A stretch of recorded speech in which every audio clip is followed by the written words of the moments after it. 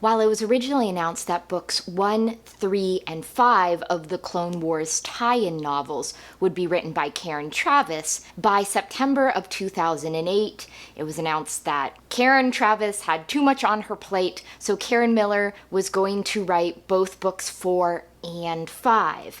And whereas originally I believe the intention was for each book to be a separate, distinct story, books 4 and 5 became a two-parter called Clone Wars Gambit. The first volume, Stealth, was released on February 23rd, 2010, and brought back a character from the Clone Wars television show who had appeared in just one episode of season 1, the Neimoidian general and weapons creator Lok Durd, who was voiced in that episode by George Takei of Star Trek fame. So as with the other Clone Wars tie-in novels, I had not read the Clone Wars Gambit duology and knew very little about the events of Stealth or Siege.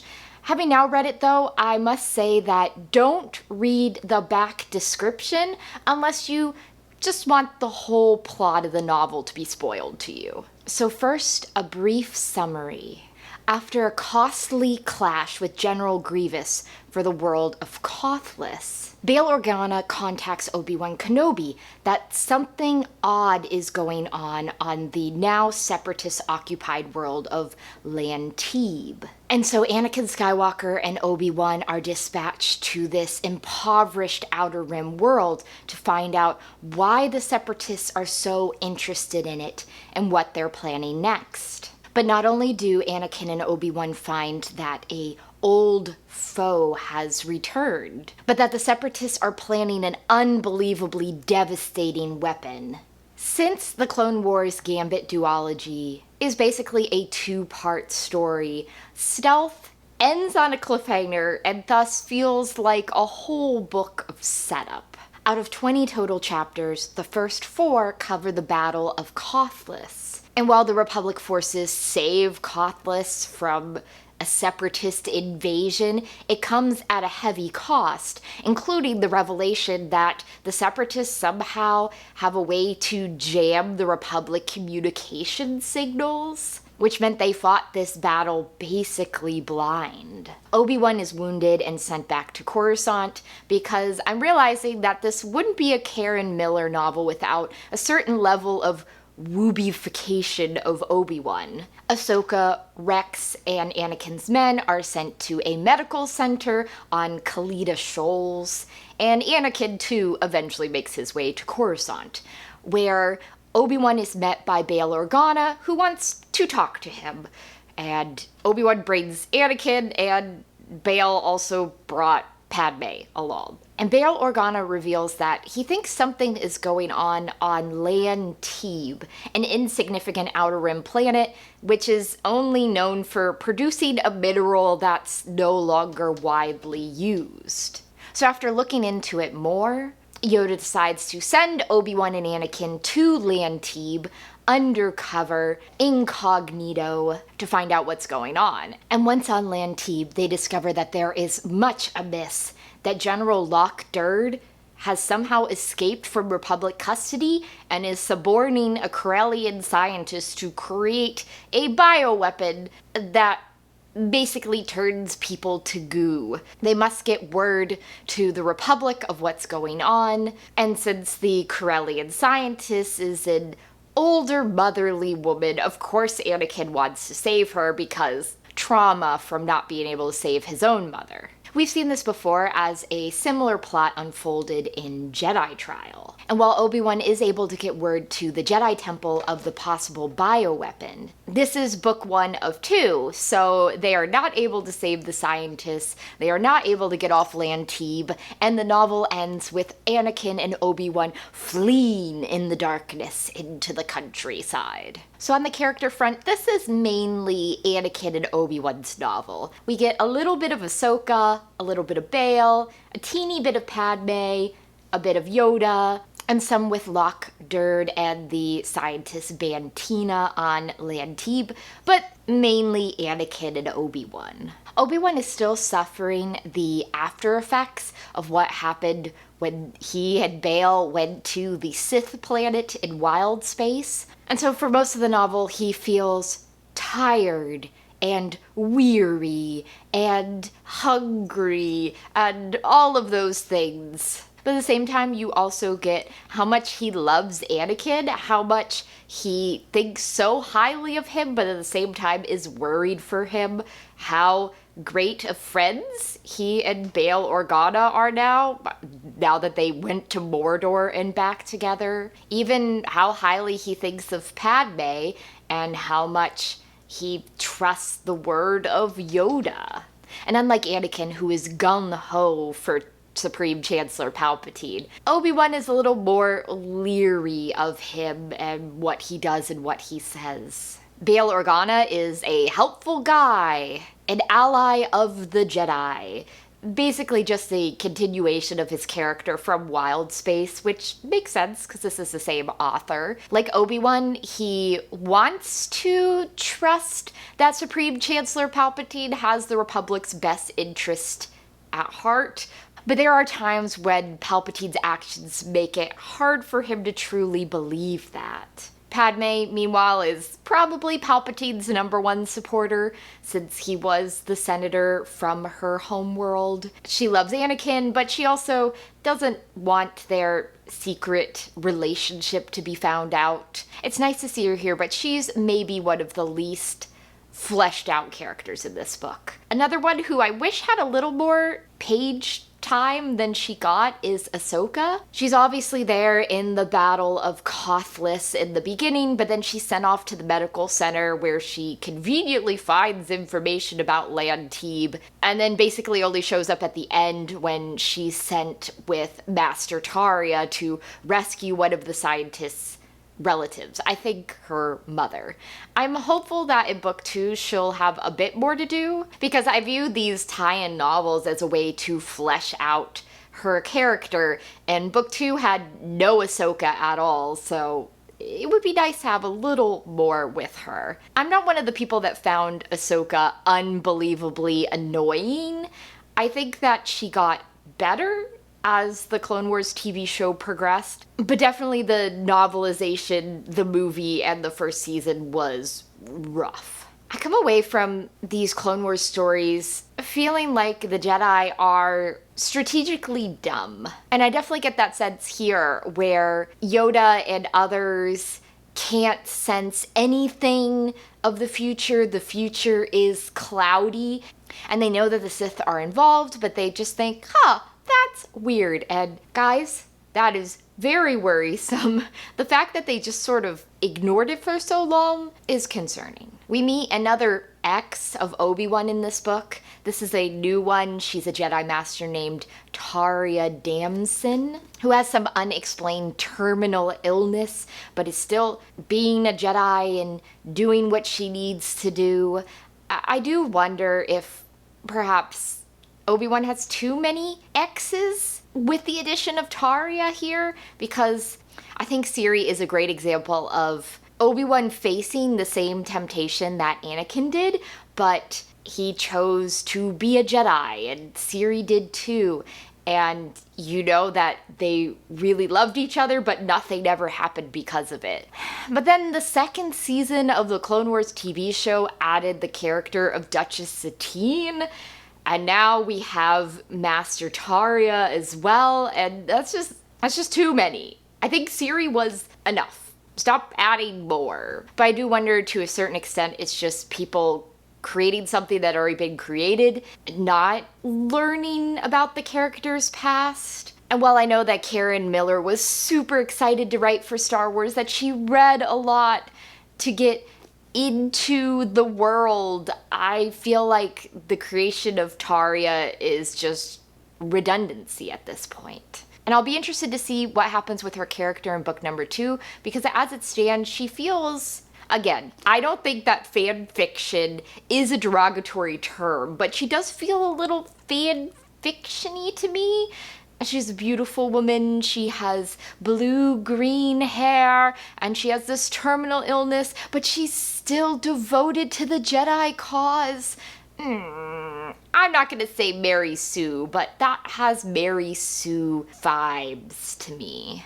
And Anakin is very hot in temper and reaction and everything here. I think that might be just how Karen Miller writes these characters, because I sort of noted the same thing in my review of Wild Space, that everyone's very emotional and very hot-tempered, and tensions are very high in that book, and I would say the same here. I think to a certain extent you could say, well, this is because it's the Clone Wars, wars going on.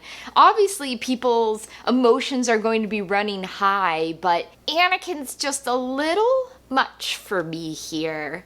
It started to verge at times into whiny, which I do think you could argue is a Skywalker trait. Luke had it when he was younger, Anakin definitely has it. But it's a common problem I noted in some of the other prequel era novels, where it's almost like, because we know what happens to Anakin, we know he becomes Darth Vader, it's almost like people want to foreshadow that very, very strongly in their books. And I think part of the tragedy of Anakin is that, yes, you could see it coming to a certain extent, but also, no. I think that Obi-Wan regrets what happens with Anakin because he's, for years and years and years, dwelling on what could I have done to have stopped that. And I think it makes it more poignant if there weren't many opportunities for him to realize what was going wrong with Anakin and how he could have intervened. And I think probably anything Obi-Wan would have said or done would have just made it worse. So again, I'm not sure how I feel about Anakin just constantly be this close to flying off the handle, that he's so upset that Padme is away when he first gets to Coruscant, and then he basically almost jumps her at Bail Organa's apartment, and Padme's the one that's like, hey, Bail and Obi-Wan are in the other room, let's not do this right now. And then Anakin is the one that's pushing to rescue the captured scientist. We have to save her, we have to. He couldn't save his mother, but he can save this lady. Again, that was also sentiments that were being expressed in Jedi Trial, where one of the people captured by the Separatists was an older motherly lady, and Anakin just had to save her. And of course she tragically died, because we must increase the drama that Anakin experiences. I guess all in all, I like seeing Anakin, I like seeing him work with Obi-Wan, but he's a lot in this book. A lot emotionally, a lot just in general, and I just think that's how Karen Miller writes, so that may be a your mileage may vary part of the story here. But for me, I like my characters to be not quite so hot-tempered and on edge at all times. I think for certain sections it makes sense, for the book as a whole, just that level of tension running through the whole thing, maybe not. And then over on Lantebe we have General Lok Durd, who is a character who only appeared in one episode of season 1, and I sort of expected to be a recurring villain, but they used him once and then dropped him. So I'm glad that Karen Miller looked and said, oh, what about this guy, and picked him back up and used him. He is rather stereotypically evil, but most of the villains in the Clone Wars show were stereotypically evil. So I guess it's nice to have a Neimoidian who's not like Newt Gunray, who's a little bit different. And Durd is obsessed with creating this bioweapon and will do anything to make sure that it comes to fruition and is used successfully. The captured scientist Bant'eena Fhernan. When I first saw her name, all I could think of was Bant, Obi-Wan's friend and fellow Jedi, but she's obviously stuck between a rock and a hard place.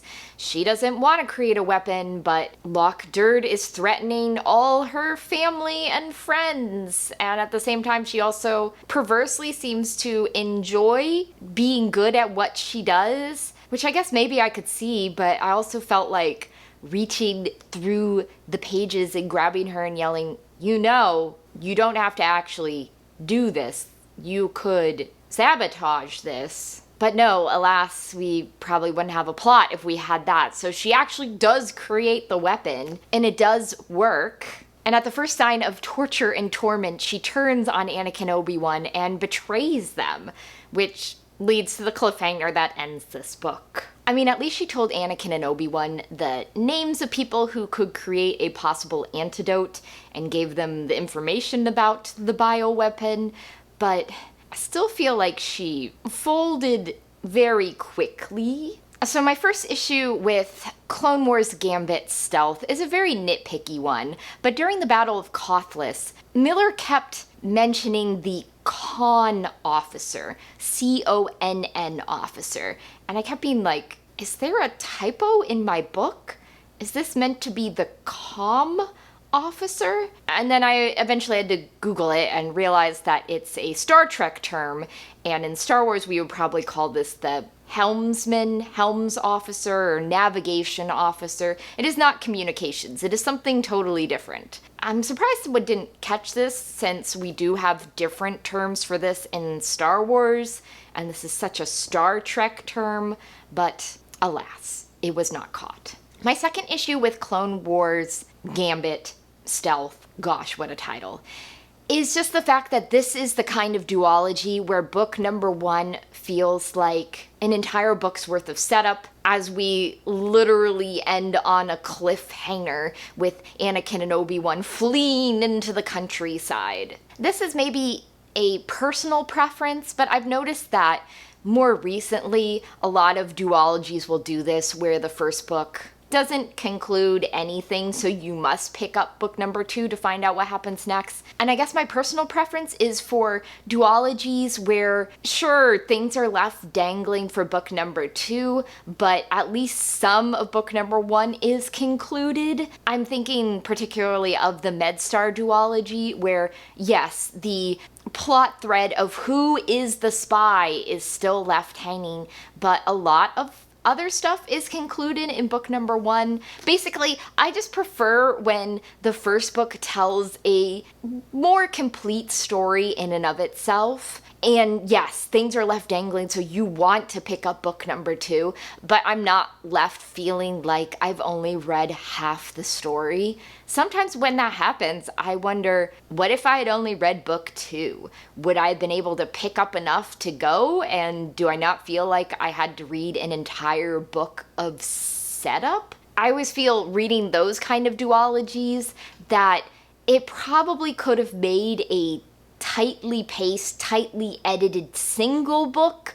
but by dragging it out into 2 books, we have a certain amount of sloppy, unnecessary excess. And while the move to a duology gives you the opportunity to spend more time with the characters, developing the characters, you don't have to rush. There were times where Stealth felt like 400 pages of nothing. Perhaps it's the way that Anakin and Obi-Wan don't arrive on Lantebe until chapter 11 out of 20.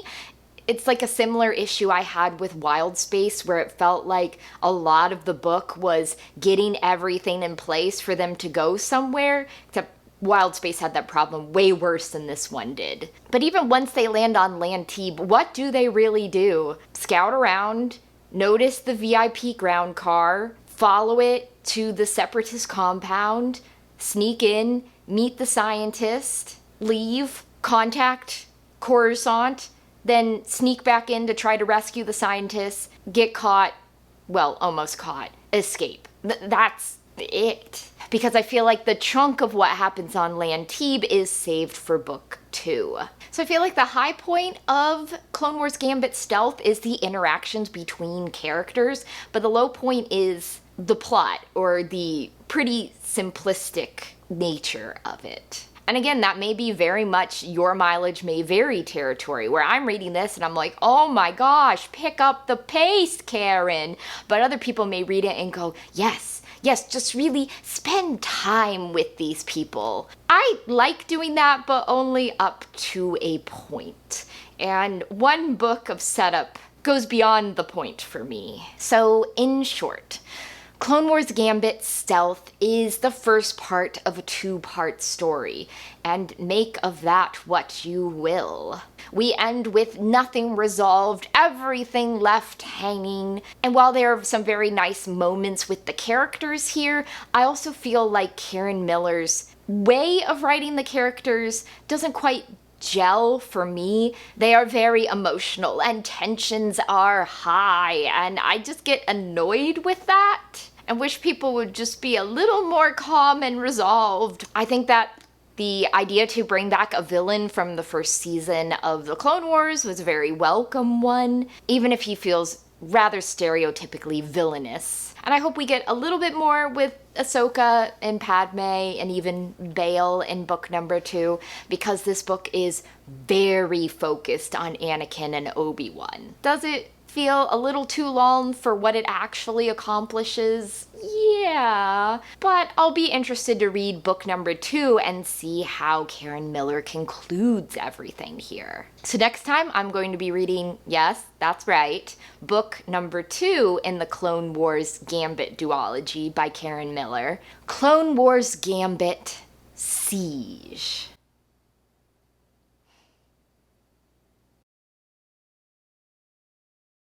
Okay, yeah. No. No. No, not the wires. You are a gremlin. No. No chew. No chew. No chew. No. That's not nice. That's not nice. No, we're not chewing. You are a gremlin. Yes, you are. You're just a little troublesome guy. Mm-hmm. No, we're not. No, don't bite. We're not going. Yeah. Hi. Hey. Yes. Yeah.